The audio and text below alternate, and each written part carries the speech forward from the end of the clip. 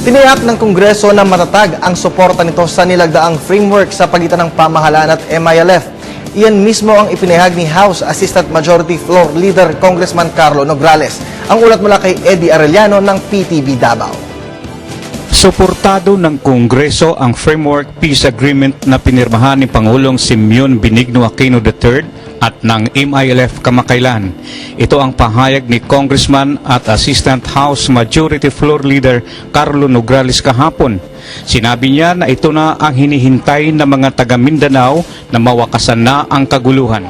And as far as the framework is concerned, marami ang natuwa na nagkaroon na ng pirmahan. The mere fact that our MILF brothers were able to step into Malacanang is already a big indication of trust and confidence between both parties. And that's already the biggest step that we've accomplished. Para naman sa mga spoilers, sinabi ni Nograles na mas mabuting sila ay sasali sa proseso sa paggawa ng mga paraan upang maisaayos ng husto ang panukalang ito.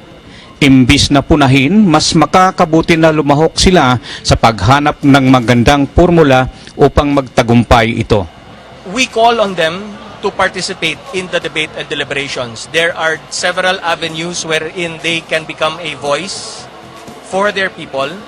First is the Transition Committee.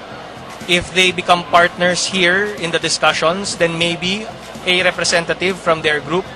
Samantala, ikinatuwa ni Congressman Nograles ang pagsali ng maraming kumpanya sa jobs fair na isinagawa sa NCCC Mall dito sa Davao.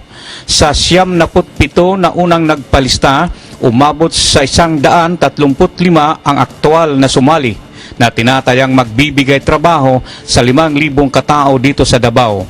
Indikasyon lamang ito na tumitibay na talaga ang ekonomiya ng syudad.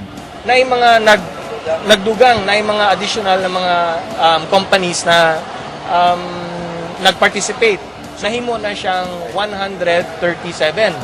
So, taas kayo, no? So, 105 local and 32 overseas. Para sa Telebisyon ng Bayan, Eddie Arellano.